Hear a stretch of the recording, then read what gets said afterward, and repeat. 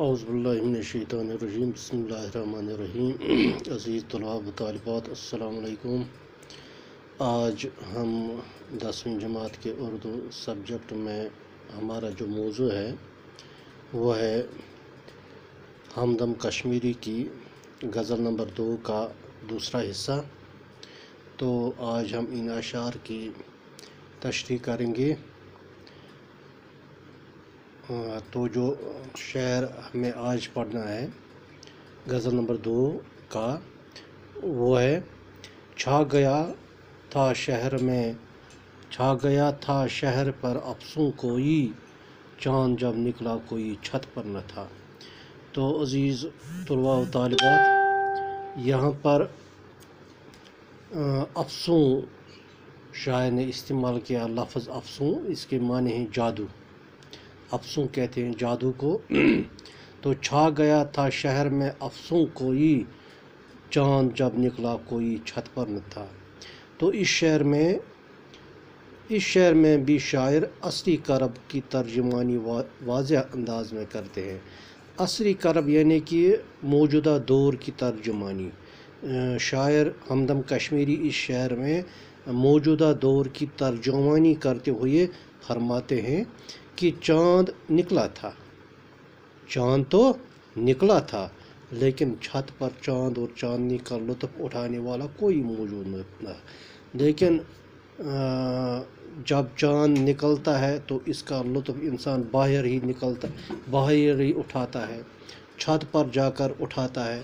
تو شاعر کا کہنا ہے کہ جب چاند نکلا تھا، لیکن چاند نکلنے کے باوجود بھی چھت پر یہ چاند اور چاندنی کا لطف اٹھانے والا کوئی موجود ہی نہیں تھا۔ چھت پر چاندنی کا مزہ تو تب اٹھایا جاتا تھا جب شہر میں امن و سکون تھا۔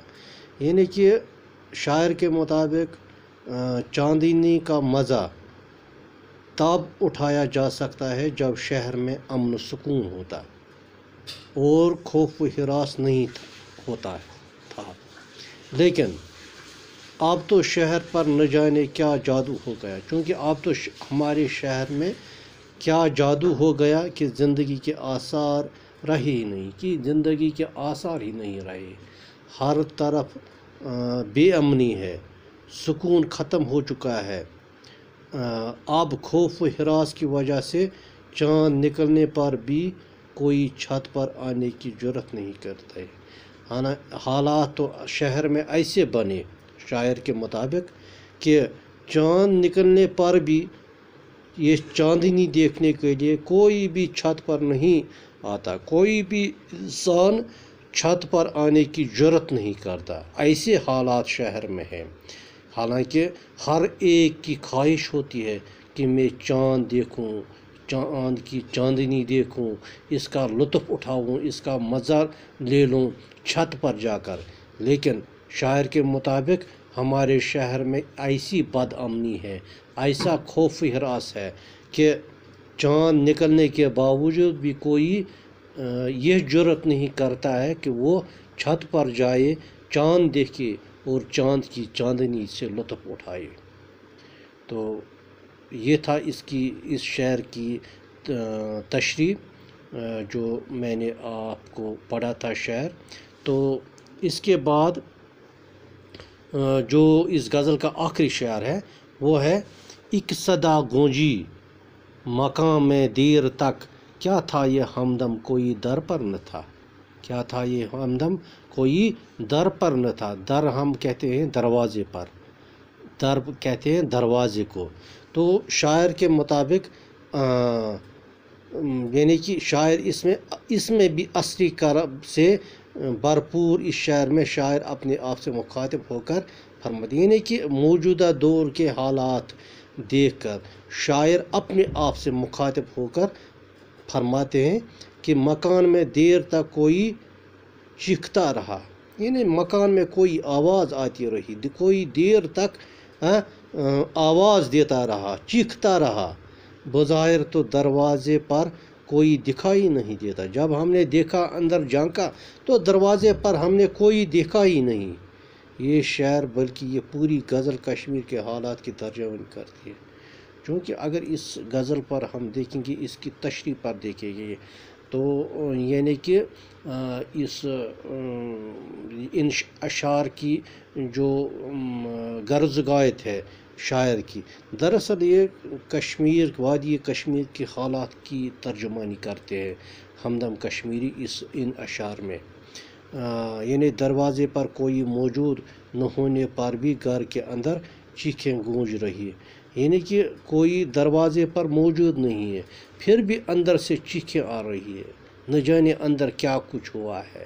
یعنی یہ شاعر کے مطابق، ہمدم کشمیری کے مطابق، کشمیر میں ایسی حالات ہم دیکھتے آ رہے ہیں پچھلے بہت سالوں سے، یعنی کہ ہر ایک یعنی کہ اس سے پہلے جو شعر ہم نے پڑھا ہے اس میں بھی شاعر یہی کہتا ہے کہ ہر ایک انسان چاہتا تھا کہ وہ چاند دیکھے، چاند کی چاندنی دیکھے، لیکن جرأت نہیں کرتا کہ وہ چھت پر نکلے، باہر نکلنے میں خوف لگتا ہے انسانوں کو، چھت پر جانے میں کوئی خوف لگتا ہے۔ اس خوف و ہراس کی وجہ سے کوئی اب چاند کی چاندنی بھی نہیں دیکھ سکتا۔ اسی طرح اس شعر میں بھی شاعر یہ کہتا ہے کہ مکان کے اندر سے چیخنے کی آواز آتی ہے، تو جب ہم اس مکان کے دروازے پر نظر دوڑاتے ہیں تو دروازے پر کوئی دکھائی نہیں دیتا ہے، کوئی موجود نہیں ہے، پھر بھی اندر چیخیں گونج رہی ہے، یعنی نہ جانے کیا کیا ہو رہا ہے اندر ہی ہے۔ تو یہ تھا یہ ہمدم کشمیری کی یہ غزل نمبر 2۔ تو یہ انشاءاللہ آپ نے یہ شاید آپ کو یہ سمجھ یہ تشریح کیسے ہم نے کی ہے غزل نمبر 1 اور غزل نمبر 2 کی، شاید آپ بچوں نے یہ سمجھ لیا ہوگا کہ اشعار کی ترجمانی، اشعار کی تشریح ہم کیسے کر سکتے ہیں۔ تو انشاءاللہ ہم دوسرے سبق میں دوسرا کوئی موضوع اٹھائیں گے۔ آج کے لیے بس اتنا ہی، شکریہ۔